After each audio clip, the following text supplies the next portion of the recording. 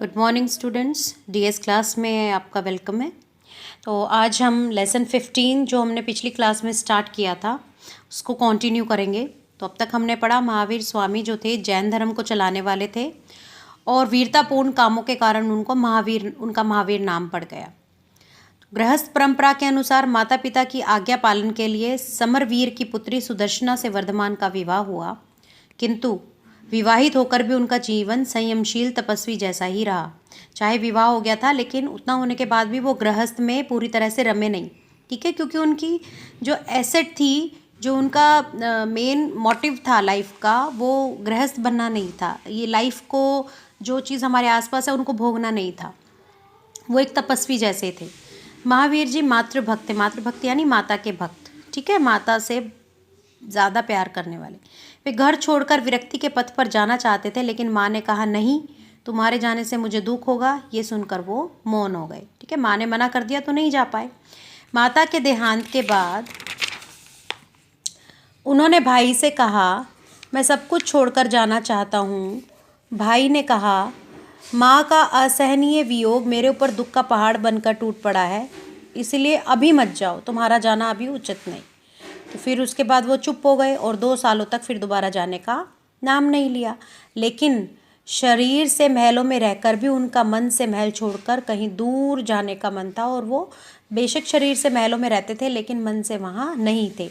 भाई नांदीवर्धन जान गया कि महावीर हमें पीड़ा पहुँचाना नहीं चाहते, अतः मौन धारण कर रुक जाते हैं। ठीक है, भाई को भी पता चल गया कि रोकने का कोई फ़ायदा नहीं है, हमारी वजह से रुक जाते हैं लेकिन मन इनका यहाँ नहीं है।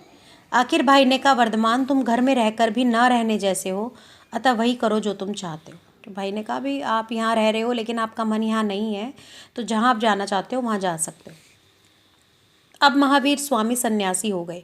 वे सब कुछ त्याग कर निकल पड़े। उन्हें विदेह अवस्था प्राप्त कर ली थी। विदेह यानी जो खुद की देह से भी अनजान हो जाते हैं। ठीक है, उनको ये भी नहीं पता चलता कि मैंने क्या पहना है, क्या नहीं पहना, कैसा है। देह के भान से रहित हो जाना। जब देह ही नहीं तो नग्नता का भान ही कहाँ रह सकता था। ठीक है, तो उनको यही नहीं पता था कि उन्होंने कपड़े पहने हैं या नहीं पहने, तो कई बार ऐसे ही घूमते थे, उनको ये भी नहीं पता रहता था। इसके बाद महावीर 12.5 वर्षों तक साधना की अवस्था में रहे। ठीक है, 12.5 सालों तक उन्होंने साधना की। बस्तियों के बाहर सूने खंडरों में, शमशान भूमियों में, वृक्षों के नीचे मौन रहते थे। उनका वह समय उपवास और ध्यान साधना में ही व्यतीत होता था।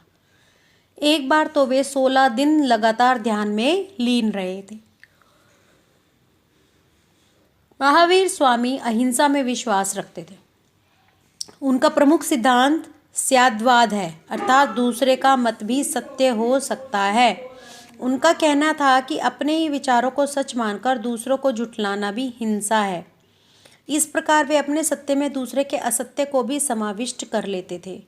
भोजन के संबंध में उन्होंने ऐसे आहार पर ही बल दिया है जिसमें किसी भी तरह की हिंसा ना हो। इस प्रकार महावीर स्वामी का जीवन हमें सत्य, निष्ठा, अहिंसा की साधना तथा आहार, विचार और व्यवहार में शुद्धता को अपनाने की शिक्षा देता है। ठीक है, तो ये महावीर स्वामी थे जिन्होंने हमें सच्चाई, निष्ठा, अहिंसा, आहार, विचार और व्यवहार में शुद्ध बने रहने की शिक्षा दी है। यही जैन धर्म का मत है। ठीक है, वो किसी की हिंसा नहीं करते हैं कभी भी। तो पहले 4 क्वेश्चन हमने पहले पढ़े हुए पाठ के आधार पर कर लिए थे। अब 5वां क्वेश्चन, वैरागी होते हुए भी महावीर स्वामी अनेक वर्षों तक घर क्यों ना छोड़ सके। पहले माँ की वजह से, फिर भाई की वजह से, इस वजह से घर नहीं छोड़, बार बार कोई ना कोई उनको रोक लेता था।